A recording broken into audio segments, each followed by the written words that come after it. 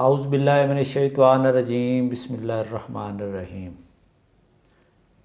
मैं हूँ homeopathic doctor हक नवाज शाहिद और आप देख रहे हैं जुनारा टीवी। आज का हमारा टॉपिक है मिलाज़मा। आज इस टॉपिक में हम ये गुफ्तगू करेंगे कि मिलाज़मा क्या होता है, इसके काजेज़ क्या हैं, इसकी साइन एंड सिम्टम क्या है और आखिर में मैं आपको इसकी ट्रीटमेंट बताऊंगा, जिससे आप बहुत जल्द ही मिलाज़मा मीन्स छाइयों से बहुत जल्दी छुटकारा हासिल कर लेंगे।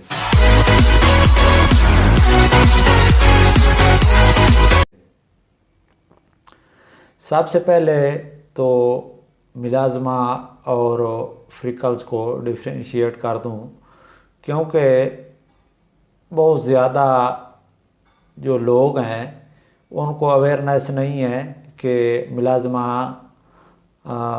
है या फ्रिकल्स है, क्योंकि वो मिलाज़मा को फ्रिकल समझ के तो फ्रिकल्स की ही ट्रीटमेंट लेते रहते हैं।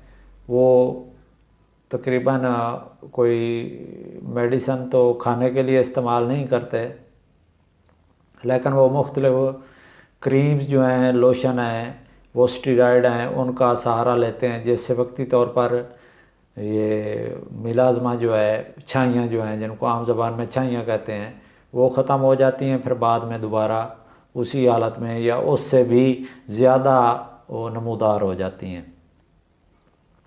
अब मिलाज़मा के बारे में बात करते हैं कि मिलाज़मा है क्या।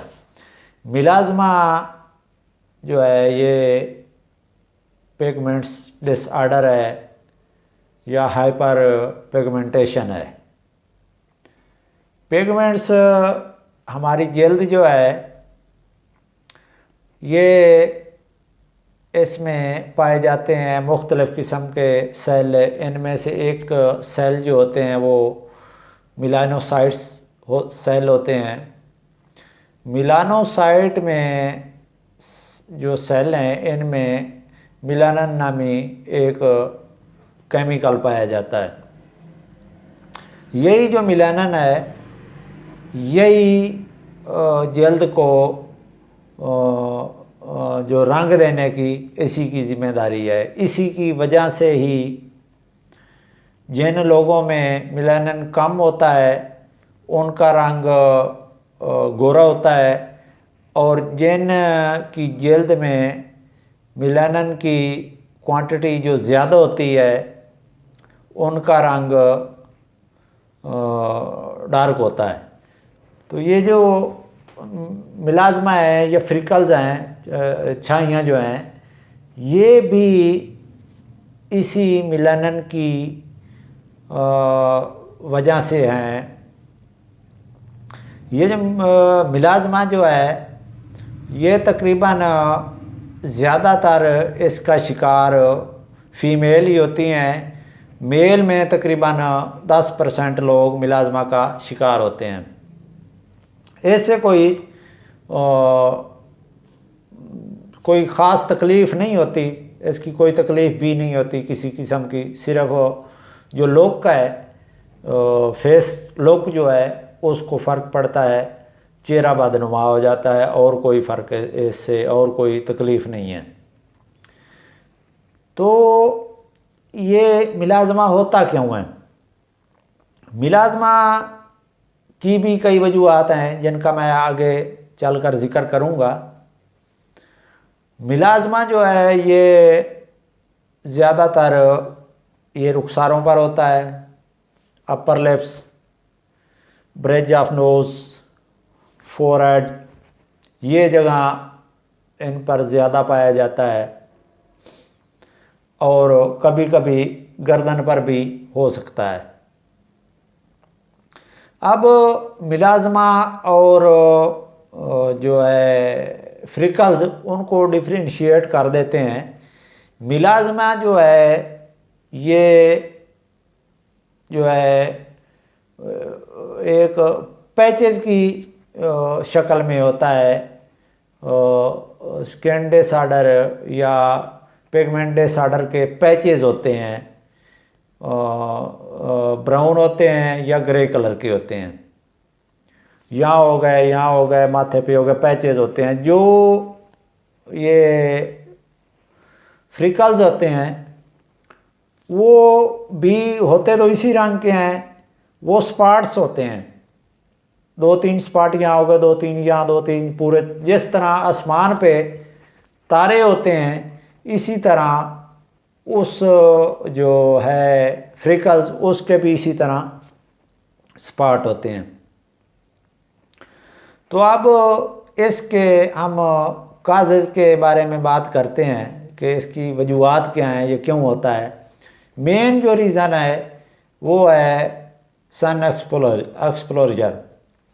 जितना चेहरा आपका, जितना जगह सनलाइट के सामने डायरेक्ट जाएगी, जितनी जगह पे सूरज की रोशनी लाइट पड़ेगी, सन एक्सपोजर होगा, जिस जगह पर ज़्यादा लाइट पड़ेगी वहाँ ये ज़्यादा होते हैं। क्योंकि सूरज की रोशनी में जो अल्ट्रावायलेट रेज होती हैं वो मेलानोसाइट्स में इरिटेशन पैदा करती हैं। उस इरिटेशन के मुकाबले में जो मेलानोसाइट्स है ये मेलन ज़्यादा पैदा करने लगता है। और ये सिर्फ अल्लाह ताला ने अपने हमारे दिफा के लिए रखा है कि ये मेलानिन जो है ये अल्ट्रावायलेट रेज़ के जो नुकसानदेह असरात हैं उनसे बचाने के लिए होता है, और ये छाइयों की सूरत में ये ज़ाहिर होता है। उसके बाद दूसरे नंबर पर हैं हार्मोन्स चेंजिंग्स। हार्मोन चेंजिंग्स ज़्यादातर प्रेगनेंसी में होती हैं। तो आप देखते हैं कि प्रेगनेंसी में ये छाइयाँ जो है, मिलाजमा जो है ये बहुत ज़्यादा होता है, इसीलिए इसको प्रेगनेंसी मास्क भी कहते हैं। तो ये प्रेगनेंसी के दौरान ज़्यादातर देखने में आती हैं। और मीनोपाज जब होता है और तो मीनोपाज की तरफ जा रही होती है उस दौरान भी होता है। और जो लेडीज़ बर्थ कंट्रोल पिल्स ले रही होती हैं उस दौरान भी उनको भी ये मसला हो जाता है। हार्मोन्स थेरेपी के दौरान भी अगर किसी किस्म के आप हार्मोन्स ले रही हैं तो उसकी वजह से भी मिलाजमा हो सकता है। इसके बाद हाइपोथायराइडिज्म जो है उसकी वजह से भी मिलाजमा हो जाता है। इसके आगे जो नंबर है वो है जेनेटिक। अगर आपकी किसी नानी, दादी, मासी, खाला, फूफी या किसी और यानी कि आपकी बैक में जो रिश्तेदार हैं उनको किसी को भी अगर ये मिलाजमा का शिकायत रही है तो आपको भी हो सकती है। विटामिन्स की डिफिशिएंसी भी इसका सबब बन सकती है। स्ट्रेस, अगर आप स्ट्रेस में रह रहे हैं तो उसकी वजह से भी हो जाता है। अगर आपका लीवर फंक्शन सही नहीं कर रहा तो लीवर के फंक्शन की वजह से भी ये आप मिलाजमा का शिकार हो सकती हैं। उसके अलावा मैदा की अगर आपको गैस ट्रबल है तो उसकी वजह से भी ये आपको मसला हो जाता है। उसके अलावा और भी कुछ रीज़न्स हैं जो कि नामालूम हैं। कुछ नामालूम रीज़न की वजह से भी ये जो है मिलाजमा हो जाता है। अगर आप कभी स्किन केयर प्रोडक्ट लगाते हैं अपनी जल्द की हिफाजत के लिए तो उनकी बाज़ औक़ात इरिटेशन की वजह से भी मिलाजमा हो जाता है।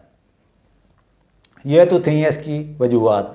अब इसको डायग्नोज कैसे करते हैं? डायग्नोज का आराम सादा सा तरीका है। ये आप अगर किसी भी डॉक्टर के पास जाएंगे आप खुद को भी मालूम हो जाता है। ये आपकी जो फेस है, ब्रिज ऑफ नोज़ है, अपर लिप है और फोरहेड वगैरह, इन पर ये आपको इस तरह के ब्राउन या ग्रे कलर के पैचेस नज़र आते हैं।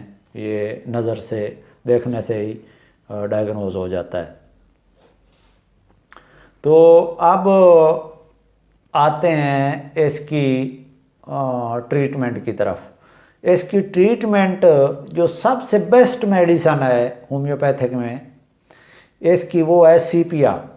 सीपिया आपने लेनी है सीएम में, सीएम पोटेंसी में, चाहे आपको प्रेगनेंसी के दौरान हुई हैं, मेनोपाज में हुई हैं, या सूरज में सूरज की धूप में निकलने में सनलाइट की वजह से हुई हैं, तो सब के लिए ये बेस्ट मेडिसन है। ये आपने तकरीबन इस्तेमाल करनी है 15 दिन के बाद एक डोज़ आपने लेनी है। ये तकरीबन आप 2 महीने इस्तेमाल करें, इंशाल्लाह इसी से आपका चेहरा साफ़ हो जाएगा।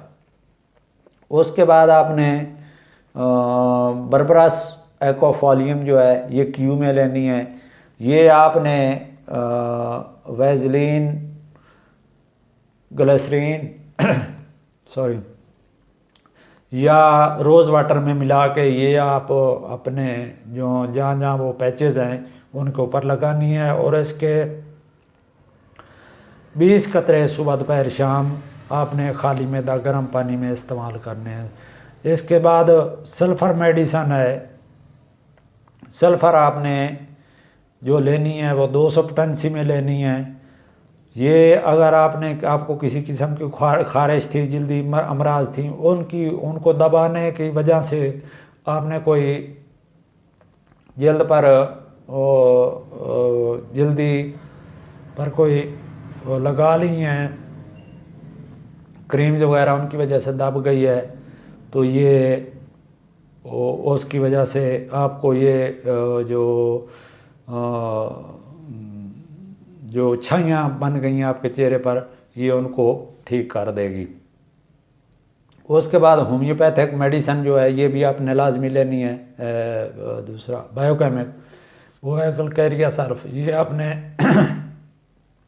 6 पोटेंसी में लेनी है, 4 गोलियां सुबह दोपहर शाम। इसके अलावा आपने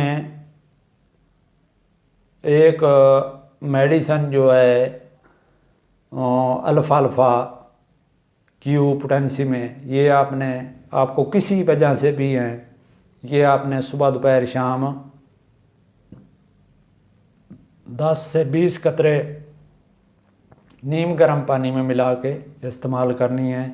ये लाजमी आपने इस्तेमाल करनी है। इसके साथ साथ अगर आपको गैस वगैरह है, मैदे की ख़राबी की वजह से है, तो इसके लिए प्लस्टिला मेडिसन जो है ये 200 ताकत में आपने हर रोज़ 1 डोज़ लेनी है। डायरेक्ट टांग पे टपका लें 5 कतरे, या थोड़े से सादा पानी में, साफ़ पानी में ये आप डाल के इस्तेमाल कर लें। जो जल्द पर लगाने वाली जो क्रीम वगैरह हैं इनसे इजतनाब करना चाहिए, क्योंकि ये जो गोरा करने वाली या ये जो मिलाजमा, ये छाइयाँ ख़त्म करने वाली फिकल वाली क्रीमें मार्केट में दस्तयाब हैं, इनमें स्टेरॉइड होते हैं। या आप फेशियल वगैरह कराते हैं ब्यूटी पार्लर पर जाकर, तो वो भी आपके लिए नुकसानदेह हैं, क्योंकि उससे वक्ती तौर पर ये छाइयाँ ख़त्म तो हो जाती हैं या हल्की हो जाती हैं, लेकिन बाद में वो बहुत ज़्यादा तादाद में और बहुत ज़्यादा एरिए में वो ज़ाहिर होना शुरू हो जाती हैं। तो इसलिए इन जो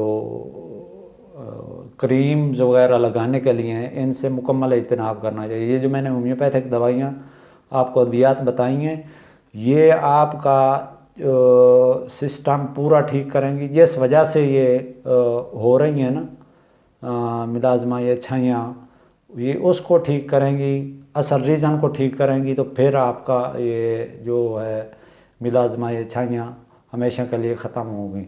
सिर्फ ऊपर लगाने से वो वक्ती तौर पर दब जाती हैं, फिर दोबारा ज़्यादा एरिया में ज़ाहिर होती हैं और ज़्यादा डार्क किस्म की ज़ाहिर होती हैं, तो उनसे लाजमी इजतनाब करना है। एक और आपसे गुजारिश है कि ये जो मेडिसिन मैंने बताई हैं, ये आपने या तो ये कमेंट्स बॉक्स में मेरे से आप किसी किस्म का भी क्वेश्चन पूछ सकते हैं, मैं आपको रिप्लाई करूँगा, या फिर आप अपने करीबी डॉक्टर के होम्योपैथिक डॉक्टर के मशवरे से इस्तेमाल करें, क्योंकि हर पेशेंट की साइन एंड सिम्टम अलग-अलग होती हैं और उनकी हर साइन एंड सिम्टम के मुताबिक ही मेडिसिन भी चेंज हो जाती है।